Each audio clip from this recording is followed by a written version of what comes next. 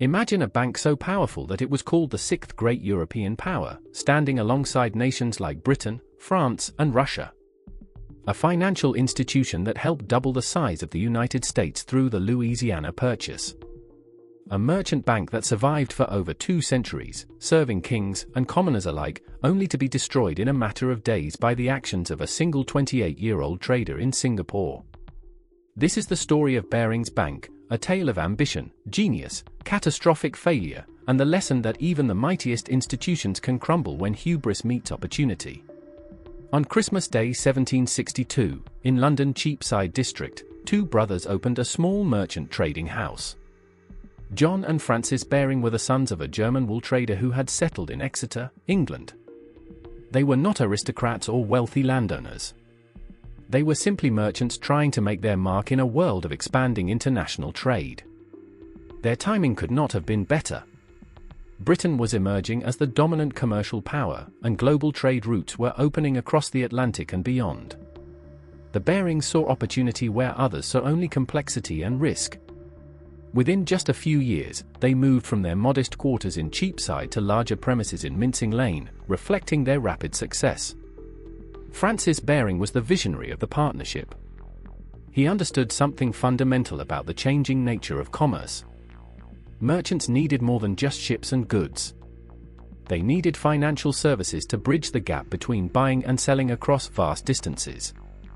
He pioneered what the British would come to call merchant banking, a hybrid between trading and financing that would define international commerce for the next century. The firm provided credit to traders, handled shipments on consignment, and gradually evolved into sophisticated financial intermediaries. By 1790, the Barings had established a crucial partnership with Hope and Company of Amsterdam, then Europe's leading financial center. This alliance gave them reach and credibility that few other firms could match. The breakthrough that catapulted Barings to global prominence came in 1803. Napoleon Bonaparte, desperate for cash to finance his wars across Europe, made an extraordinary decision. He would sell the entire Louisiana territory to the United States. This was not just New Orleans or a small parcel of land. This was 880,000 square miles of territory, stretching from the Mississippi River to the Rocky Mountains, effectively doubling the size of the young American nation. The price was $15 million, an astronomical sum equivalent to twice the annual budget of the United States government at that time. The problem was simple yet daunting. How do you actually pay for something like this? The United States did not have $15 million sitting in its treasury. Napoleon needed money immediately to fund his military campaigns. And Britain and France were at war, making any financial transaction between them technically an act of financing the enemy. This is where Barings and their partner Hope and Company stepped in to broker what would become one of the most important financial transactions in history. Alexander Baring, Francis' son, traveled to Paris in April 1803 alongside Pierre Laboutière of Hope and Company. They joined American negotiators Robert Livingston and James Monroe to structure the deal. The financial engineering was brilliant in its complexity. The United States made a down payment of $3 million in gold. For the remaining $11.25 million, the U.S. government issued bonds with a 6% interest rate. But here was the genius of the arrangement. Rather than forcing Napoleon to wait 15 years for his money, Barings and Hope purchased all the bonds at a discount, paying $87.50 for every $100 of face value. They then sold these bonds to investors across London, Amsterdam, and even back in the United States. Francis Baring himself admitted the magnitude of what they were attempting. "We all tremble at the magnitude of the American account," he wrote to his partners. The firm's entire capital at the time was only £400,000, yet they were committing to a transaction worth over £1 million. The Louisiana Purchase was more than just a profitable deal for Barings. It was a statement. It proved that private financial institutions could facilitate transactions of a scale previously reserved for nations. It demonstrated that British merchant banks could operate on a truly global stage, coordinating capital flows across continents and oceans. By 1818, just 15 years after the Louisiana Purchase, the reputation of Barings had grown so immense that the French statesman Duc de Richelieu declared them to be the sixth great power in Europe, after England, France, Prussia, Austria, and Russia. Think about that for a moment. A private banking firm was being compared to entire empires. Francis Baring had essentially invented modern international finance. His firm financed the United States government during the War of 1812. They provided capital for railroad construction across North America. They underwrote government bonds for nations around the world. The Baring family themselves became aristocracy, with multiple baronets and lords among their ranks. They bought vast estates in Devon and became fixtures of British high society. Even Queen Victoria maintained an account with Barings. For decades, Barings represented the pinnacle of financial sophistication and respectability. But success breeds complacency, and by the 1880s, the bank was taking risks that would have alarmed its more cautious founders. Under the leadership of Edward Baring, the first Baron Revelstoke, Barings became deeply involved in financing South American development, particularly in Argentina. The 1880s were boom years in Latin America. European capital poured into the region to build railroads, improve harbors, construct public utilities, and modernize cities. Argentina was the jewel in the crown, attracting massive investment to transform itself into a modern nation. Barings positioned itself as the primary banker to Argentina, underwriting bonds for the government and various infrastructure projects. The profits were enormous. In just a few years, Barings underwrote over £200 million worth of Argentine bonds. They financed railways that opened the Pampas to commercial agriculture. They funded the Buenos Aires water supply and drainage loan, a massive project to bring modern sanitation to the capital city. Lord Revelstoke was personally committed to Argentina, believing it would become the economic powerhouse of South America. But the bank exposure was becoming dangerously concentrated. By 1890, 3/4 of the loans in the Barings portfolio were from Argentina. They had abandoned the prudent diversification that had protected the firm for over a century. The warning signs were visible to anyone willing to look. The Argentine economy was overheating. Inflation was running at 17% annually. The government was printing money to cover deficits. The paper peso was depreciating against gold. Real estate speculation had reached fever pitch in Buenos Aires. Banks were lending recklessly. The current account deficit averaged 20% of GDP throughout the late 1880s, an unsustainable level even by today's standards. But Barings and other European investors were caught up in the euphoria, convinced that Argentina growth story was real and permanent. The crash came in the summer of 1890.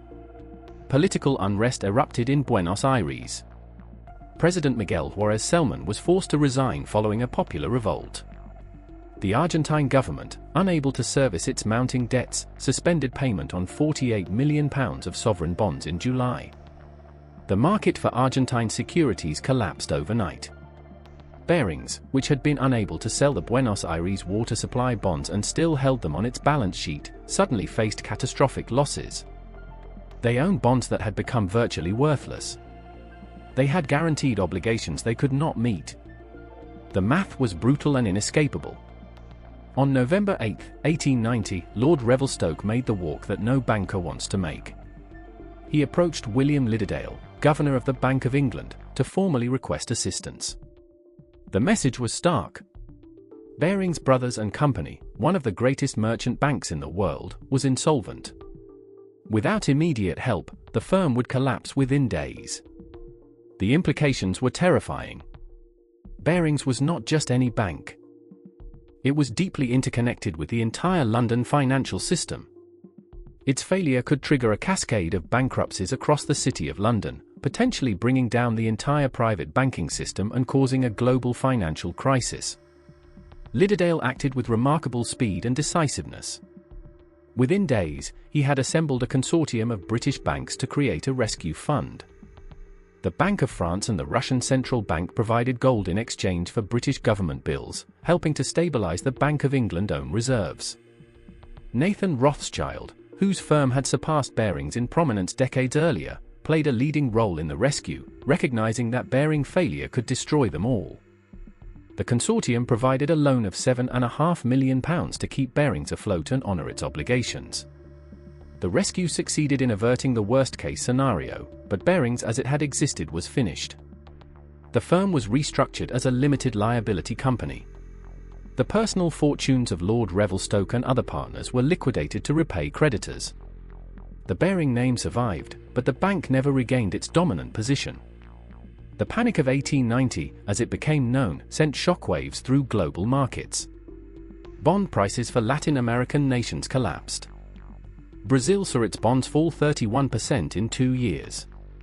Chile, Uruguay, and other countries suffered similar fates as investors reassessed the risks of emerging market debt. The crisis marked the end of a decade-long boom in foreign investment in South America. It would take years for capital flows to recover. For Barings, the late 19th and early 20th centuries were years of rebuilding and careful growth.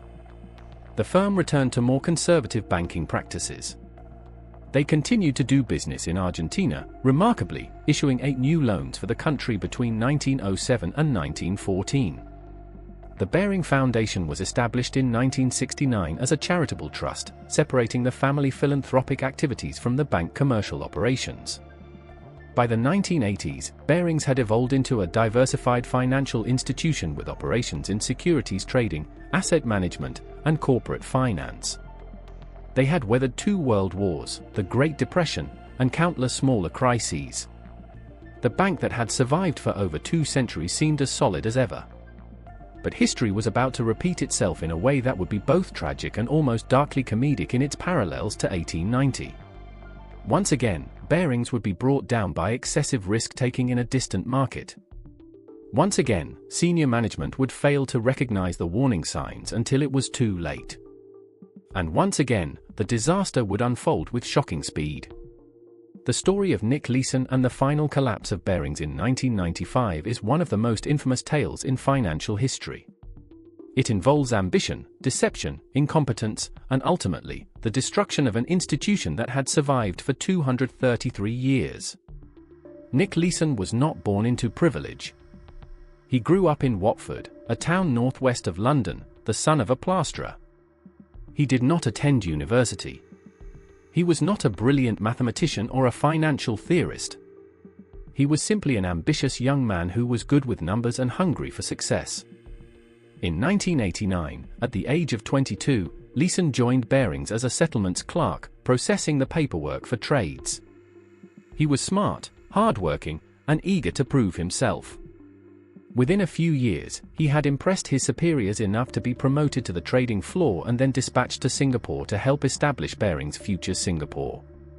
Singapore in the early 1990s was emerging as a major financial hub in Asia. The Singapore International Monetary Exchange, known as SIMEX, offered futures contracts on the Nikkei 225 index, allowing traders to bet on the direction of the Japanese stock market. Barings wanted a piece of this action, and Leeson seemed like the perfect person to build their Singapore operation. He arrived in 1992 with a clear mandate. Engage in arbitrage trading between SIMEX in Singapore and the Osaka Securities Exchange in Japan, exploiting small price differences to generate steady, low-risk profits. Arbitrage is supposed to be boring and safe. You buy a contract on one exchange where it is cheap and simultaneously sell it on another exchange where it is more expensive, pocketing the difference. The profits are small but consistent, and the risk is minimal if you execute both sides of the trade properly. For his first year, Leeson appeared to be a star performer.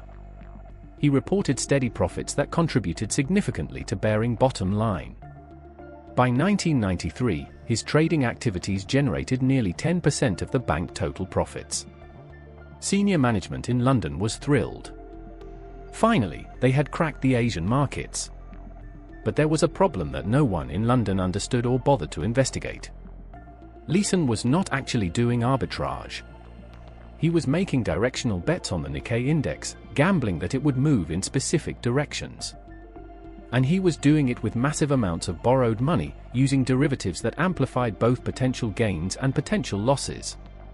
How was he able to do this without anyone noticing? The answer lies in a catastrophic failure of internal controls that would be almost comical if the consequences were not so severe. In any properly run financial institution, trading and settlements are kept strictly separate. The traders make the deals, but a different department handles the paperwork and accounting. This separation exists for one simple reason. It prevents traders from hiding their losses. But at Barings Singapore, Leeson held both positions. He was both the head trader and the head of settlements. He could make trades and then process his own paperwork, with no independent oversight from London. It was the equivalent of letting someone write checks from the company account and then also be responsible for reconciling the bank statements. The opportunity for abuse was obvious to anyone who understood basic financial controls. When Leeson started losing money in July 1992, he made a fateful decision. Rather than report the loss and damage his reputation as the golden boy of Singapore, he would hide it. He created a secret error account numbered 88888. In Asian culture, the number 8 is considered lucky. Leeson would need all the luck he could get. Every time he made a bad trade, he would book the loss to the secret account. To his superiors in London, his trading appeared flawless. In reality, the losses were mounting in an account that no one in senior management knew existed. The psychology of what happened next is something that behavioral economists have studied extensively. Leeson was trapped in a classic escalation of commitment. He had hidden his initial losses, so he could not admit them without confessing to fraud. His only option was to make even bigger bets, hoping to win back what he had lost and make the problem disappear. He was doubling down again and again, each time the losses grew larger. By December 1994, the secret account held losses of £208 million. If Barings had discovered the truth at that point, they might have survived. The bank still had £350 million in capital. It would have been devastating, but not fatal. But Leeson continued to hide the losses, and he continued to trade even more aggressively. In January 1995, Leeson placed an enormous bet that the Nikkei index would not fall below 19,000 points. It was a bet that required the Japanese economy to remain stable, that required no major shocks to the system. On January 17, 1995, at 5:46 in the morning local time, a massive earthquake struck the port city of Kobe, Japan. It was the worst earthquake to hit Japan in decades, killing over 6,000 people and causing an estimated $100 billion in damage. The Nikkei plummeted. Leeson positions, already underwater, collapsed catastrophically.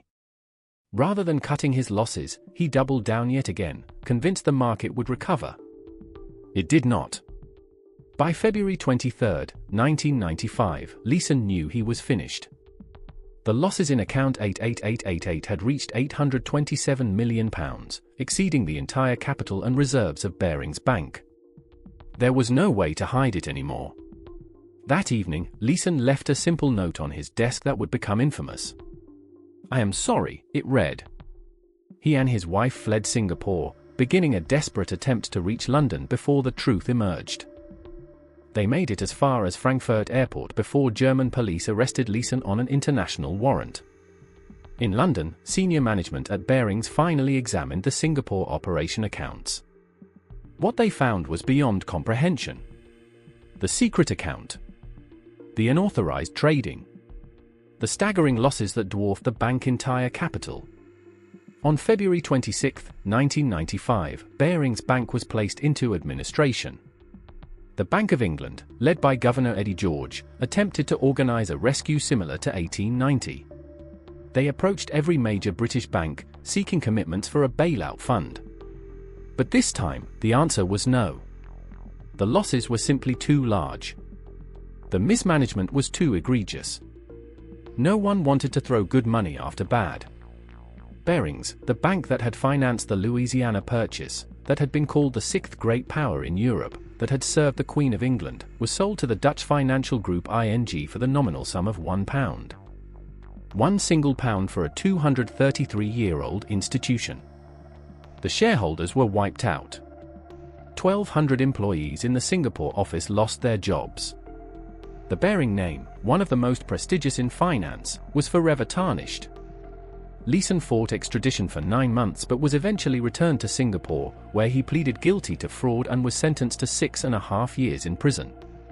He served for years before being released early after being diagnosed with colon cancer, which he survived. The parallels between the 1890 crisis and the 1995 collapse are striking and instructive. In both cases, Barings became overexposed to a single market, Argentina in 1890 and Japanese equity derivatives in 1995. In both cases, senior management in London failed to exercise proper oversight of operations in distant locations. In both cases, there was excessive risk-taking driven by the pursuit of profits. In both cases, warning signs were ignored or dismissed. And in both cases, the bank collapse happened with stunning speed once the losses could no longer be hidden. But there are also crucial differences. The 1890 crisis was a genuine emerging market bubble and bust. Many institutions were caught up in the Argentine fever. Barings was the most exposed, but they were not alone in their misjudgment. The 1995 collapse, by contrast, was primarily a failure of basic internal controls and risk management. Multiple people inside Barings had raised concerns about Leeson activities. Auditors had questioned aspects of the Singapore operation. But these warnings were ignored because Leeson appeared to be making so much money. The bank culture had shifted from prudent merchant banking to aggressive profit-seeking. The old Baring family traditions of careful stewardship had given way to the bonus-driven culture of modern investment banking. The regulatory response to the Barings collapse was significant and lasting. The Basel Committee on Banking Supervision issued new guidelines on supervision of financial conglomerates and cross-border banking operations. They developed the core principles for effective banking supervision and created new frameworks for internal controls and operational risk management. The case became a standard study in business schools worldwide, teaching the importance of segregating duties, maintaining robust internal controls, and fostering cultures where bad news can travel upward without fear of retribution. The disaster inspired numerous books, including Leeson's own memoir Rogue Trader, which was adapted into a film starring Ewan McGregor. Yet the deeper lessons of Barings remain disturbingly relevant today.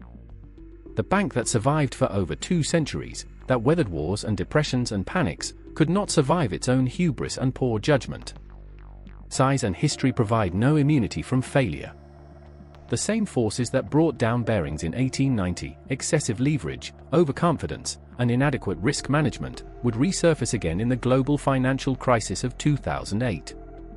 Different institutions, different markets, but the same fundamental mistakes. Human nature, it seems, does not change even as financial instruments become more sophisticated.